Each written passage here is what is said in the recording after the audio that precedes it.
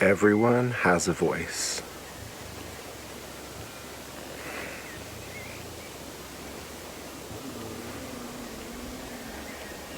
I watched the King's Speech with Geoffrey Rush and Colin Firth recently. And I love the part where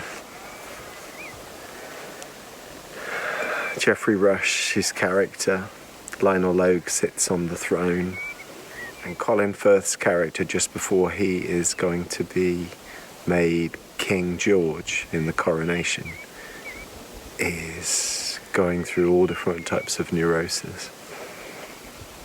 And in order to get the future King George to step into his power, he's sitting on the throne.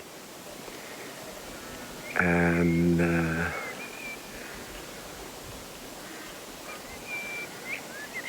it invokes this power inside King George, the soon-to-be King George. And I love how he talks about, I have a right. You don't have a right. You don't want to be king. Many royal assholes have sat on this chair. It's just a chair. You're trivializing. It's the something of scoon. And then he screams, by whose right? By whose divine right? And then he says, because I have a voice. And Lionel Logue says, yes, you do.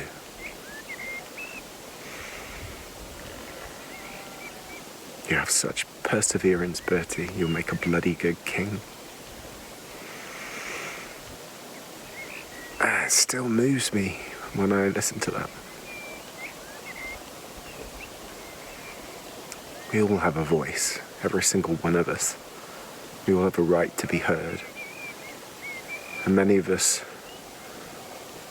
are drowned out by others' voices because their neurosis is they want to speak louder than us because of fear.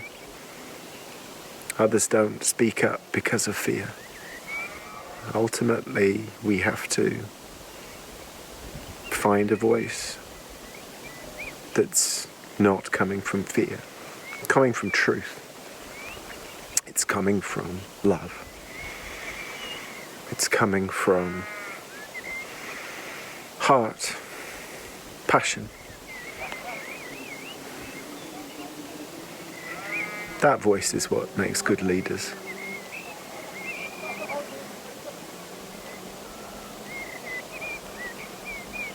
I think I'm going to talk about the King and the Cleaning Boy. And it was recited by Muji, brilliantly, originally recited by Papaji. It's a story of a king, and he has no descendants. And so he puts out to the kingdom that he'd like to invite everybody in the community into the palace walls, and they're going to go through initiation process, and really we're going to find out who is fit to be king. And so the first initiation is within the bathing, and people come in and they love this. They stay in the bathing and they enjoy that immensely. The next stage is the tailoring, and people move on to the tailoring, and then they stay there and they love that immensely. The next is equestrianism. Some stay there, the horses. The next one is politics, and some stay there because they love the power that comes from politics, which is all phantom power. It's not real power. And then the final stage is where the king goes to unrobe himself of the king's duties and the stress that comes with being a king. And this is in the temple. And no one makes it there. Not one person. Some people are there, still in the bathing. Oh, they're loving it, giving massages. Oh, we want to stay here. Next people are staying within the clothes. Oh, we make fine clothes. People in equestrianism, oh, we'll win Olympic medals. The horses are amazing. And in politics, oh, they'll make great, great leaders. Great there. But not one person is interested in stilling the mind. And he asks people, how it's going, and they report back, yeah, there's people in all the 4 stages, but there's nobody who's made it to the temple. Nobody? No. Go and check. There's nobody. I've checked, sire. There's nobody there. Just a cleaning boy. Cleaning boy? Yeah, it's just a cleaning boy. Bring him to me. Really, sir? Bring him to me. And the cleaning boy comes. I've been told that you are in the temple. Yes, sir. How old are you? 8 years old. Why do you stay there? Well, sir, I've seen the king in all of the glory in this palace and this kingdom. But in the temple is where I see him best. I see him unrobe himself from all of his troubles and everything. And he goes into a deep state of peace and union with the divine, and practices non-dual meditation. I love this place.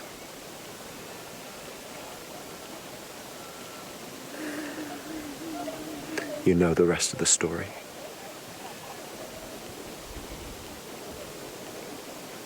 That's what kings should be made of.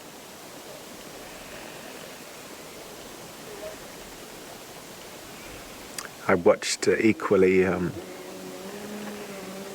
Gladiator again recently with Russell Crowe and the brilliant Richard Harris. And Richard Harris's character,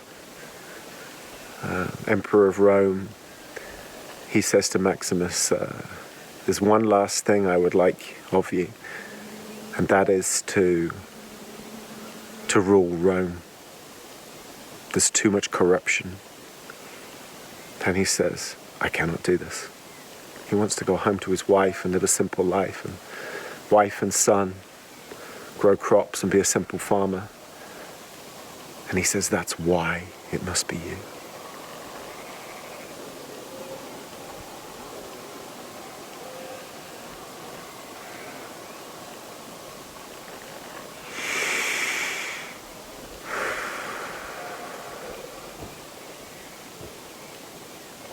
This path is not a path that many go down.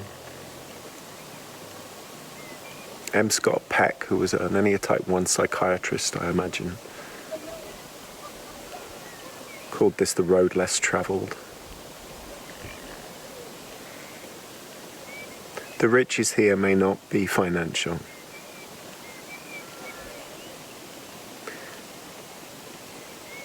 But they are immeasurable.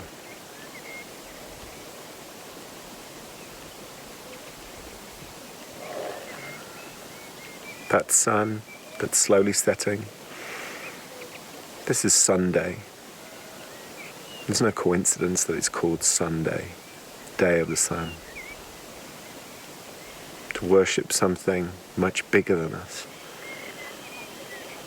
To give reverence to the intelligence that is much more intelligent than us, whatever that is. Even if you can just bring a little of that into your life, it will cascade all the way through you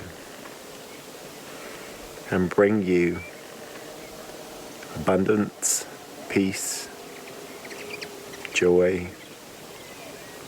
love.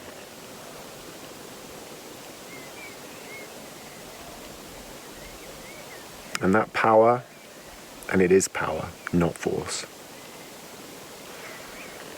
That power will come through you, like it comes through me.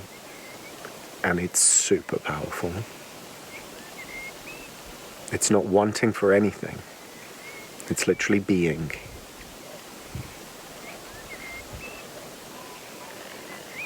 And if you look at Siddhartha Gautama, the Buddha, also known as the awakened one, which is what the Buddha means, what was he awake to? That this want, get, be mind that we all struggle with, each Enneatype, will never get you to be. And so you can be now. You can be now.